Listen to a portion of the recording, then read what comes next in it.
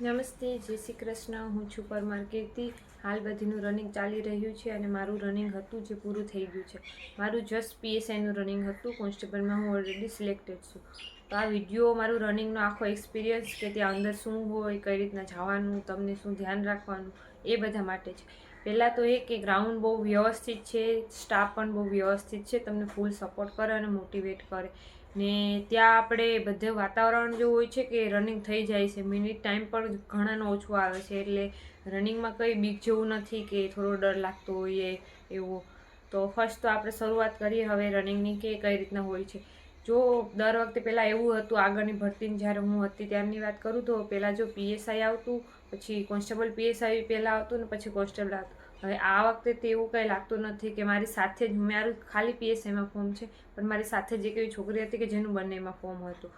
ને બીજું એ કે આ વખતે ટાઈમનું પણ છે. પહેલાં આગળ કેવું હતું કે જે પહેલાં જાય ને પહેલાં લઈ લેતા. ક્યારના એન્ટર તો ક્યારના 3 યા 4 વાગ્યાનું, હું 4:30 ગઈ હતી તો મારી એન્ટ્રી થઈ ગઈ હતી. મારો ટાઈમ 6 વાગ્યાનો હતો. તો જે ટાઈમનું કામ એમ ઘણાનો જે 8 વાગ્યાનો ટાઈમ હતો એને 6 વાગે કે વહેલા એન્ટ્રી નહોતા આપતા, એને હજી બહાર રાખતા હતા, ભલે 3 વાગ્યાના આવીને બેઠા. એટલે આ વખતે થોડું ટાઈમનું પણ છે. મારો 6 વાગ્યાનો ટાઈમ હતો તો મને વહેલી એન્ટ્રી આપી દીધી હતી.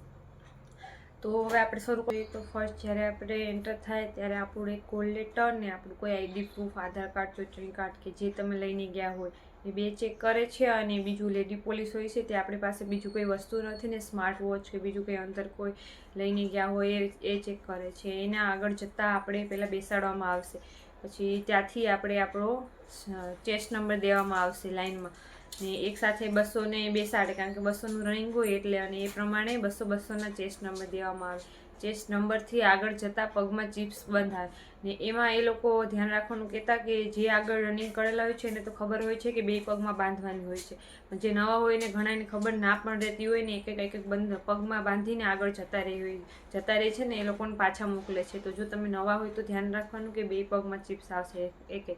પછી એનાથી આગળ જઈને પછી આપણું વેરિફિકેશન થશે, ચિપ્સનું સ્કેન થશે, આપણા ફિંગરપ્રિન્ટનું થશે, આપણા ફેસનું થશે, આપણા કોલ લેટરનું, આધાર કાર્ડ બધું ચેક કરશે.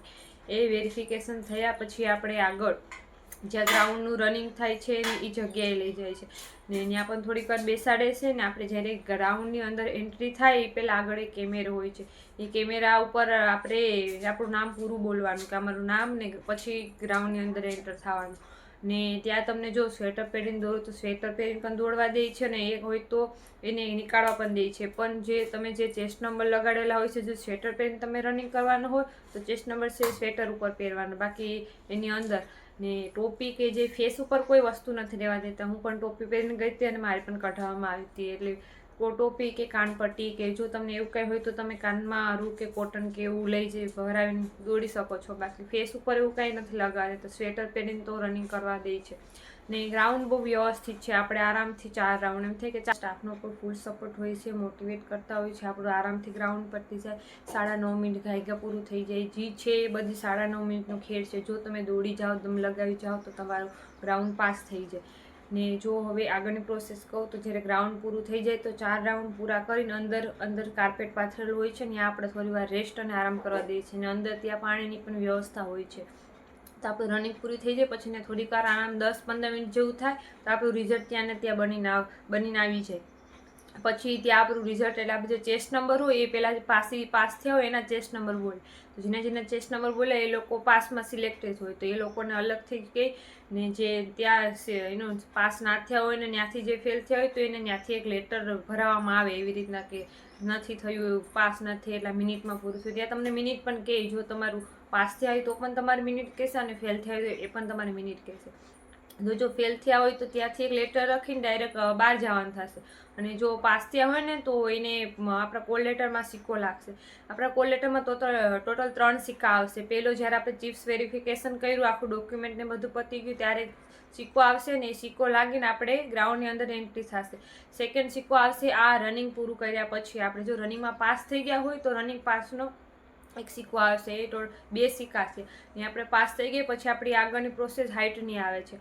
ને વજન જેવું તો હવે નથી રહ્યું, એટલે જસ્ટ હાઇટ માપે 155 હાઇટ જોઈએ પીએસઆઈ અને કોન્સ્ટેબલમાં બંનેમાં. તો હાઇટમાં પણ ઘણા લોકોને ઇસ્યુ થતા, ઘણા લોકો એવું પણ કહેતા કે અમારે ઓલા વખતે તો આ હાઇટ થઈ ગઈ હતી ને આ વખતે નથી થતી. હાઇટમાં બી થોડું સ્ટ્રિક્ટ તો છે.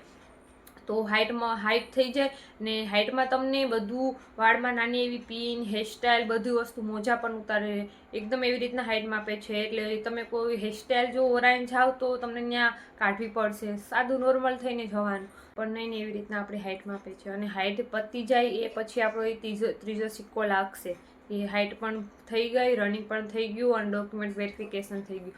ટોટલ જો રનિંગ પાસ થયા હોય તો આપણા કોલ લેટરમાં 3 સિક્કા હોવા જોઈએ. અને એની સાથે આપણે એક લેટર પણ આપે કે જેમાં આપણું નામ લખવાનું, કન્ફર્મેશન નંબર લખવાના, રોલ નંબર લખવાનો અને આપણી સાઇન, એ સાઇન જે આપણી કોલ લેટરમાં હોય એ જ સાઇન કરવાની રહેશે. અને જ્યારે આ બધું પૂરું થઈ જાય અને આપણે બહાર જવાનું થાય ત્યારે આપણે કોલ લેટર આપણે પાસે રાખવાનું હોય છે. અને એ લોકો જે લેટર આપે છે એમાં આપણે હાઇટને બધું લખેલું હોય છે, એ લેટર ત્યાં પાછો જમા કરાવવાનું હોય છે. અને જમા થઈ જાય ત્યારે આપણા ચિપ્સ નંબર જે આપણે આપ્યું હોય એ અને આ લેટર બંને જમા કરાવીને પછી આપણું ફાઇનલ રનિંગ કમ્પ્લીટ. કારણ કે આપણામાં 3 સિક્કા લાગી ગયા હોય. જો તમારું રનિંગ પૂરું થઈ ગયું હોય તો ખાસ કરીને 3 સિક્કા જોવાના. 3 સિક્કા હશે તો જ તમારું રનિંગ પૂરું થયેલું ગણાશે.